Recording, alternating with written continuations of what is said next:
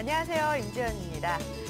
창직 리포트 직업의 발견 오늘 두 번째 시간인데요. 지난주에 첫 방송이 나간 이후에 난리가 났다는 제보가 잇따랐습니다. 창직에 대한 문의가 빗발쳤다고 하는데요. 그 정도로 반응이 정말 뜨거웠거든요. 앞으로도 창직에 대한 궁금증은 저희가 싹 다 해결해 드릴 테니까 많은 관심 가져주시기 바랍니다. 자, 그럼 창직 리포트 직업의 발견 지금부터 시작하겠습니다. 창직 리포트 그 두 번째 시간을 소개합니다. 퍼스널 브랜드 코치 메가더 스쿨 정은상 교장. 오늘은 또 어떤 창직 이야기가 펼쳐질까요? 지금 시작합니다. 네, 오늘 도움 말씀 주실 분들 소개해드리겠습니다. 한국창직종합학교 이정원 이사장 나오셨습니다. 네, 어서 오세요. 네, 반갑습니다. 네. 그리고 퍼스널 브랜딩 코치로 활동하고 계시죠. 메가더 스쿨 정은상 교장 선생님 나오셨네요. 안녕하세요. 네, 어서 오세요. 지난주에 이어서 여전히 멋진 의상으로 저랑 이렇게 색깔까지 맞춰주셨네요. 오늘 드립니다. 감사합니다. 이렇게 해서 세 분 모시고 오늘도 창직에 대한 재미난 이야기들 나눠보도록 하겠습니다. 선생님은 실제로 그 스마트폰 사용법이라든지 SNS를 활용하는 방법을 이제 실버 세대나 우리 부모님 세대에게 교육을 하신단 말이죠. 네. 근데 그분들이 활용을 하는 방법은 우리 청소년이나 또 우리 대학생들, 젊은 세대가 활용하는 거랑 좀 다른가요? 어떻게 활용을 하고 있나요? 많이 다르고요. SNS는 오히려 젊은이들보다 네. 40대 이후에 나이 드신 분들이 활용할 수 있는 가치가 훨씬 높아요. 왜냐하면 나이가 들면 들수록 그 라이프 스타일에 따라서 스토리도 있고, 네. 그다음에 나름대로 깨달음이 있기 때문에 그렇죠. 말 네. 한마디를 해도 촌철살인이 가능한데 맞아요. 네. 젊은 사람들은 거기에 무슨 친구들 만나서 수다 떨고 놀고 네. 하는 이런 것 정도만 올리는데 활용할 수 있는 범위가 굉장히 크죠. 그래서 아까 이제 교육을 말씀하셨는데 저는 교육이 아니라 이제 코칭을 하는데요. 네. 커리큘럼이 따로 없어요. 그분에게 맞춰서 하는 거예요. 네. 제가 지금 하시는 코칭하는 분이 한 분이 연세가 78세 된 어르신인데 스마트폰은 갖고 있는데 카톡을 보는 거예요. 그러신 분들 많으세요. 그래서 저는 스마트폰 카톡을 이 음성 메시지로 보내는 방법을 알려드렸더니 네. 너무나 잘 활용하고 계세요. 네, 활용 범위가 굉장히 넓습니다. 네, 굉장히 뿌듯하실 것 같고 연락 오실 것 같아요. 그렇습니다. 그래도 궁금한 게 너무너무 많은데요. 저희가 그 지난주에 이어서 오늘도 다시 모셨잖아요. 일단 5060 세대를 대상으로 코칭을 하다 보면 굉장히 어려움이 많을 거라는 생각이 들어요. 사실 저도 엄마, 아빠한테 스마트폰 가르쳐 드리면 이게 몸 따로 마음 따로라고 분명히 알아들었다고 하셨는데 잘 못하시거든요. 예.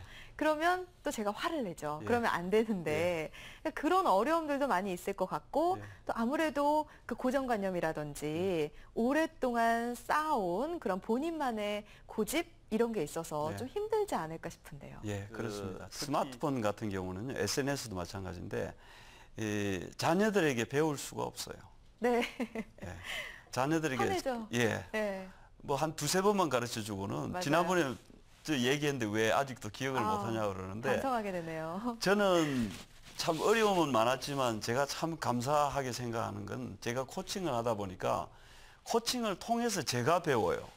오히려. 네. 왜냐하면 저는 예를 들면 제가 그룹 코칭을 5명 하는 사람이 저한테 질문이 나오면 네. 처음 접하는 얘기인데 오픈을 해요. 네. 그리고는 우리 같이 한번 이 해결책을 한번 찾아보자. 정말 좋은 그래서 방법이네요. 대부분의 경우에는 네. 제가 찾지만 경우에 따라서는 그 코칭을 받는 사람 중에 한 사람이 먼저 찾게 되면 난리가 나는 거죠.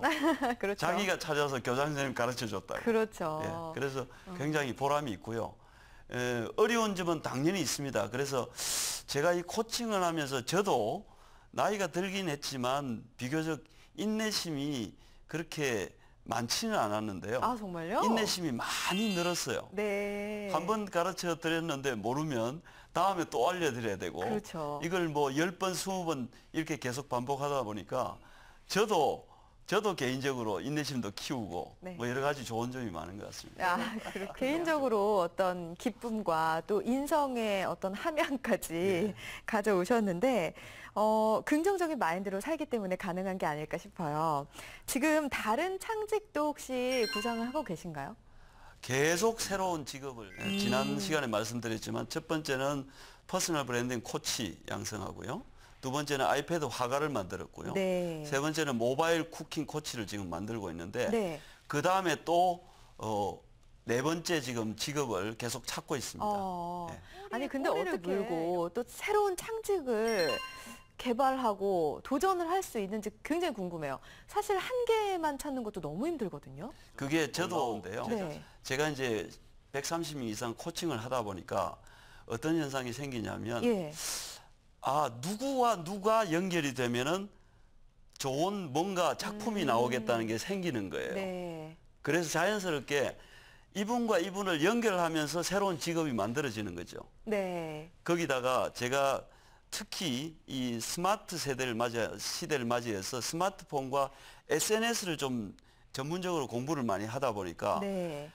기존에 있는 정말 순수한 어떤 그 일과 스마트 시대가 만나면 네. 제3의 새로운 일자리가 나오더라고요. 그래서 하루하루 저는 즐겁습니다. 새로운 일자리를 창출하는데 아주 즐겁고 아주 기분이 좋습니다. 그렇군요. 그렇죠. 우리 예전에는 사실 열정을 가지고 시작한 창직이잖아요. 그런데 아직 준비가 좀 미비하다 싶으면 또 금방 포기하고 빨리 식기 마련이기도 합니다. 자, 이런 실패를 하지 않기 위한 두 분의 좀 노하우를 공개해 주시겠어요? 뜬다는 거는 쉬운 일이 아니에요. 그렇죠. 평생 아마 자기 브랜드를 못 가지고 끝나는 사람들이 대부분일 거예요. 그런데 어릴 때부터 퍼스널 브랜딩에 대한 인식을 좀 가질 필요가 있어요. 네. 은퇴하신 분들이 비록 직장 생활할 때까지 그런 생각을 못 가졌다면 이제부터라도 그걸 가져야 되는데 조급하면 실패합니다. 맞아요. 마음을 좀 느긋하게 가지시고 네.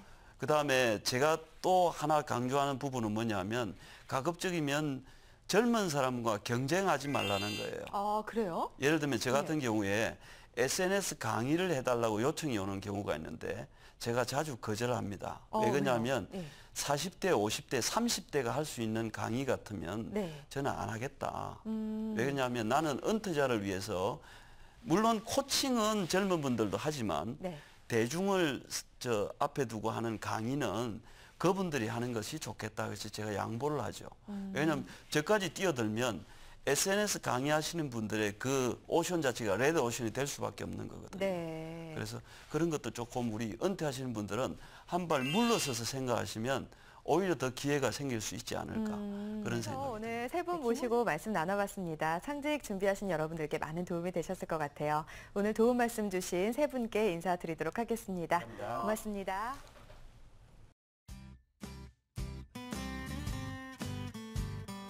지나가는 은행 지점장에서 국내 최초 아이패드 화가로의 표 유화로 풍경 아래 그리기를 좋아하던 정병길 씨. 은퇴 후 생활 속에서 그림을 그리기 위해 아이패드에 그림을 그리기 시작했다는데요. 그림을 부담 없이 더 재미있게 즐길 수 있는 아이패드를 활용해 아이패드 화가로의 새 삶을 시작한 이후 작품 전시회는 물론 각종 미술제에서 작품 수상까지도 맡는 저력을 보이고 있는 정병길 씨. 앞으로의 활약 기대해도 좋겠죠?